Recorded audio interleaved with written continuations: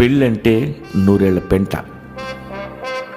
ఆ ఒక్క తప్పు చేస్తే ఆ తర్వాత నువ్వు ఎన్ని ఫిలాసఫీలు చదివినా ఉపయోగం లేదు. నిన్ను నువ్వు ప్రేమించడం నేర్చుకో.